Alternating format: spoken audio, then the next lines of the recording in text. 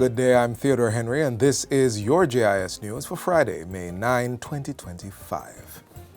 The International Monetary Fund (IMF) is praising the government for its management of the economy following meetings held from April 30 to May 7 this year.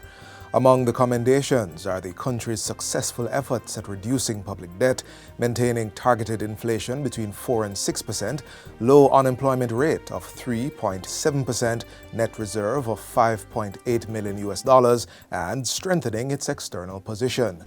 The IMF also highlights the government's enviable track record of investing in institutions and prioritizing macroeconomic stability. In its assessment of recent global shocks and natural disasters, the IMF says Jamaica has responded in a manner that is agile, prudent, and supportive of growth. It says economic activity is projected to normalize as the recovery process of Hurricane Beryl and Tropical Storm Raphael wane. Looking ahead, the projection is that growth will settle at its potential rate once recovery for the 2025-2026 financial year is complete. Meanwhile, the IMF has recommended that the country carefully manage its wage bill to avoid crowding out other fiscal priorities and focus on measures to improve public spending. The IMF also suggests that Jamaica's fiscal responsibility law, which sets rules for government borrowing and spending, could be improved by introducing a clear operational debt anchor set below the existing debt limit. In concluding, it says the authorities are addressing supply-side constraints that inhibit growth by increasing investments in policing and security, evidenced by sustained reduction in major crimes.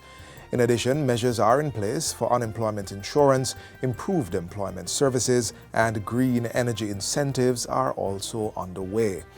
Finally, the IMF says a comprehensive statistical improvement plan is being developed to support evidence-based policymaking.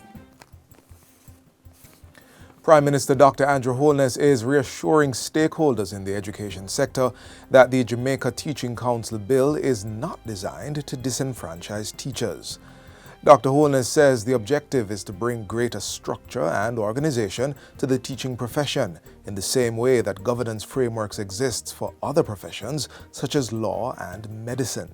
We are not proposing anything that is out of the ordinary. And the truth is, I've heard this argument that this is going to cause a lot of teachers to leave the jurisdiction.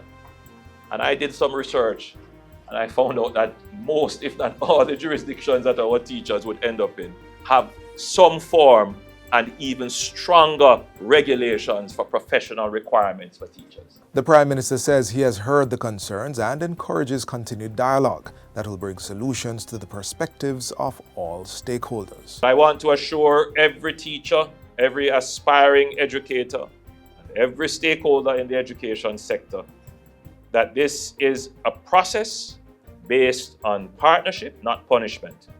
Let me assure everyone that the government I lead is a listening government, and to the extent that these are concerns, there are concerns about aspects of the bill, we are willing to listen and engage in meaningful dialogue to resolve these concerns. Dr. Holness was at a Teachers' Day engagement at the Michael University College on Wednesday. He asserts that by establishing clear standards, the government aims to elevate the status of educators while creating an environment where excellence in teaching can thrive.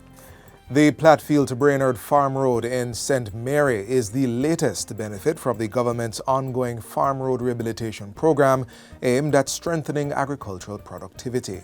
The newly upgraded 500-meter stretch was officially opened on Wednesday by Minister of Agriculture, Fisheries and Mining, Floyd Green. The project cost just over $14 million and is expected to significantly improve access for more than 1,600 farmers and vendors in the area.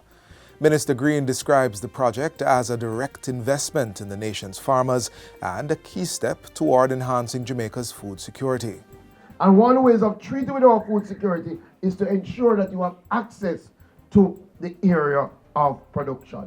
So I want the farmers to see this as an investment in them. Minister Green also pledged to complete the next phase of the road within the current financial year, highlighting that since 2023, $127 million have been spent to rehabilitate 11 farm roads in St. Mary.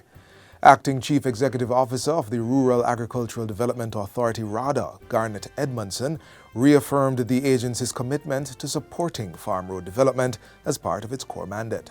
RADA stands committed to ensuring that in this new financial year that we are in, we'll be pushing in a very serious way to ensure that farm roads are completed on time, completed with the quality that it is known for.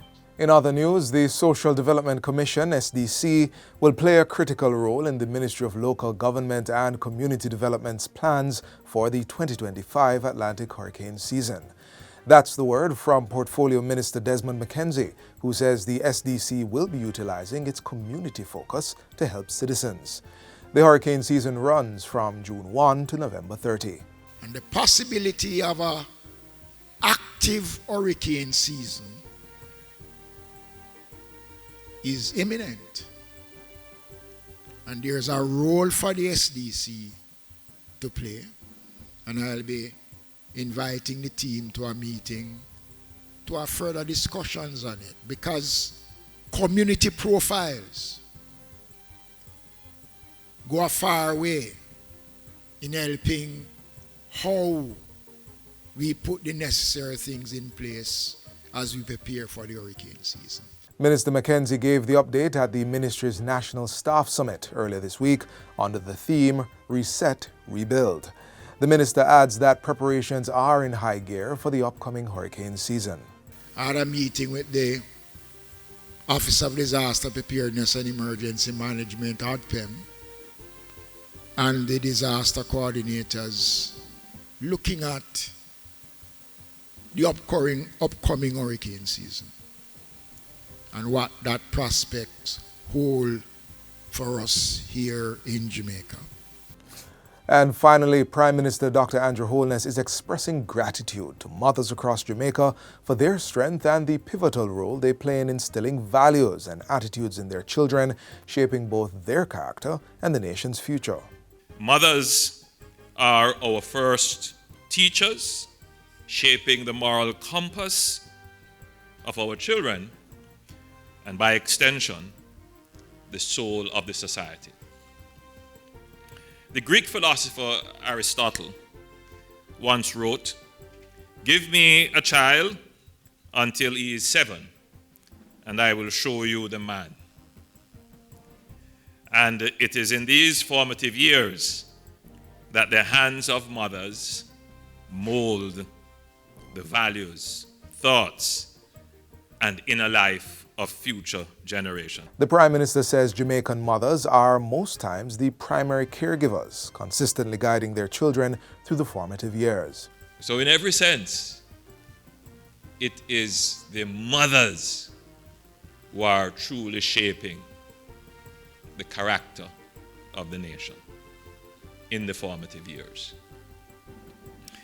So then, by this construct, the mothers are the ones who really have the power in shaping the character of the nation. And indeed, to cultivate the conscience of the nation. He was addressing a special Mother's Day event at Jamaica House on Thursday. The event honored mothers who are staff members of the Office of the Prime Minister, Jamaica House, and the Office of the Cabinet. Mother's Day 2025 will be observed on Sunday, May 11.